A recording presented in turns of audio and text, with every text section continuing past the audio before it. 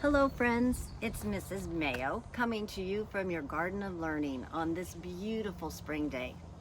The garden and I really miss all of you, so I thought it would be really fun to have story time together in the garden. And because this is my favorite time of year, I thought we would start with some books celebrating springtime. So here we go. When Spring Comes.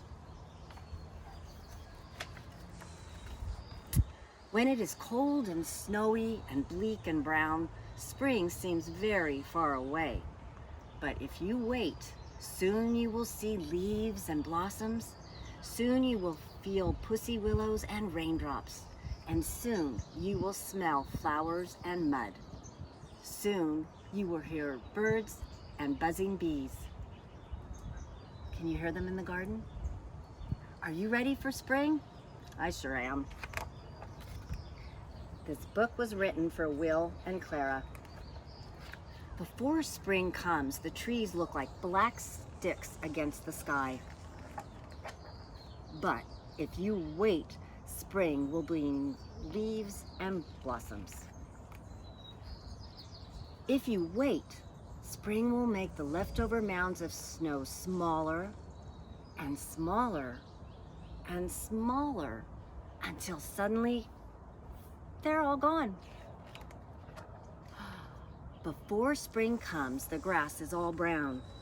But if you wait, spring will turn it green and add little flowers. If you wait, an egg will become a bird and a seed will start growing. All your seeds in the garden are coming up. Spring comes with sun, and it comes with rain, and it comes with more rain and more rain.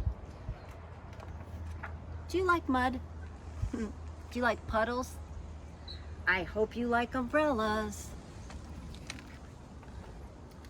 Before spring comes, the garden is just dirt and empty. But if you wait, spring will push green shoots through the dirt to fill up the garden. And spring will call out the pussy willows and new kittens too. Spring can come quickly or slowly, and it changes its mind a lot. But when spring is finally here to stay, you will know it, because there will be buds and bees and boots and bubbles. There will be worms and wings and wind and wheels. You will feel it, you will smell it, and you will hear it. When spring is finally here to stay, you might think you are done waiting, but you are not. Now, we have to wait for summer. I liked that book, When Spring Comes. Are you ready for another story? I think I am. So, right behind me in the garden, can you see Peter Rabbit's garden? Well, I have a little Peter Rabbit with me. And if you would like to go get a special lovey or stuffy to hold while I'm reading some more stories, now would be the time to go get it. So I'm going to put Peter on my lap while I'm reading Peter Rabbit.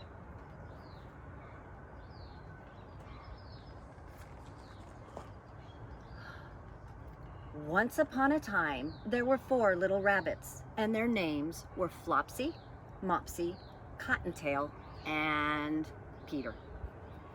They lived with their mother in a sandbank underneath the root of a very big fir tree. "Now, my dears," said old Mrs. Rabbit one morning, "you may go into the fields or down the lane, but don't go into Mr. McGregor's garden. Your father had an accident there and he was put in a pie by Mrs. McGregor.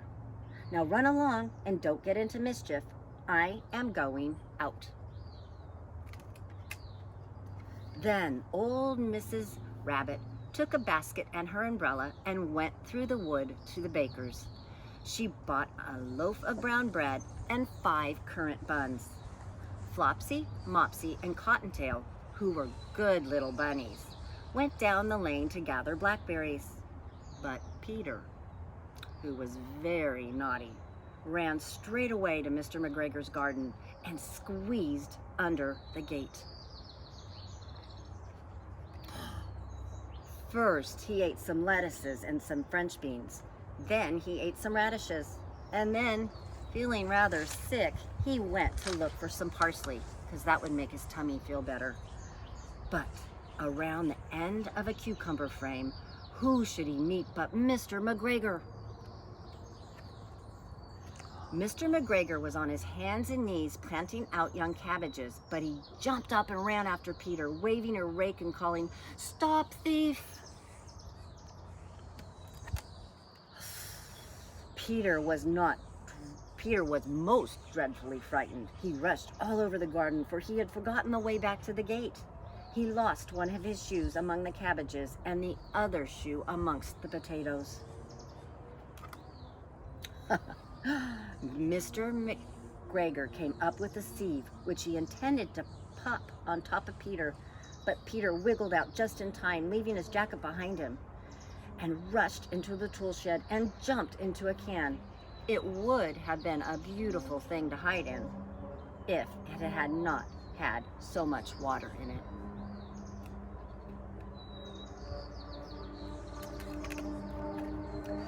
Mr. McGregor was quite sure that Peter was somewhere in the tool shed, perhaps hidden underneath a flower pot.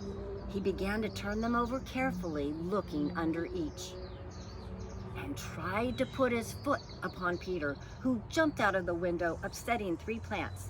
The window was too small for Mr. McGregor, and he was tired of running after Peter. He went back to work.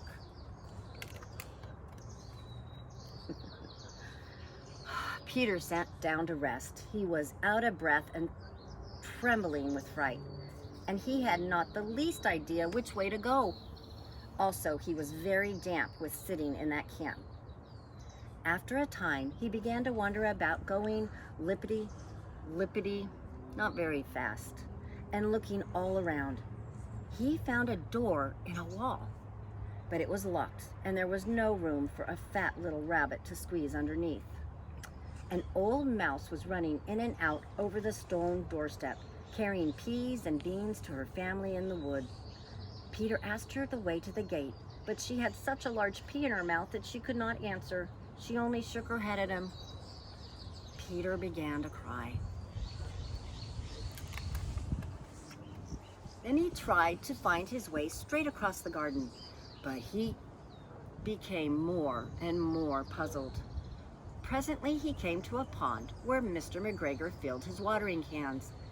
A white cat was staring at some goldfish. She sat very, very still.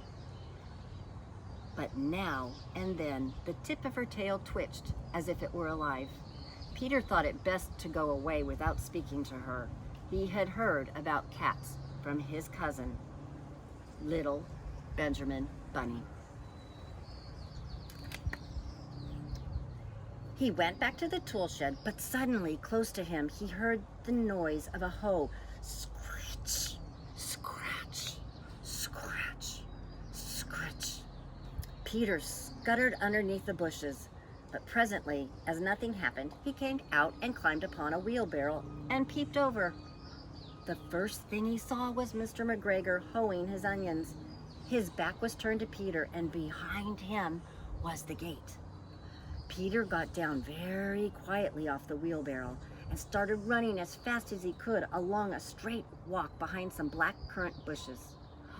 Mr. McGregor caught sight of him at the corner, but Peter did not care. He slipped under the gate and was safe at last in the wood outside the garden. Mr. McGregor hung up his little jacket and shoe for a scarecrow to frighten the blackbirds. You're doing such a good job listening. Peter never stopped running or looking behind him till he got home to the big fir tree. He was so tired that he flopped down upon the nice soft sand on the floor of the rabbit hole and shut his eyes.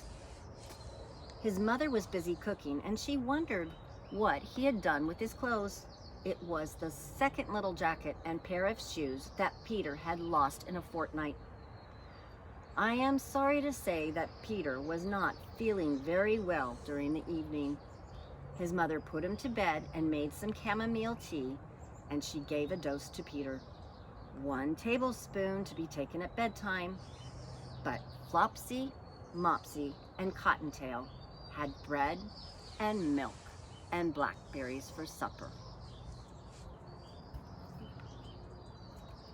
I hope you liked that book. So I have one more book that has bunnies in it. And I found this cute little book with a very teeny tiny baby bunny.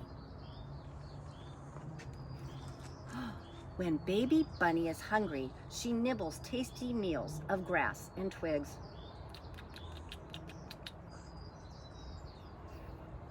When baby bunny is thirsty, she laps some water from dew-covered leaf.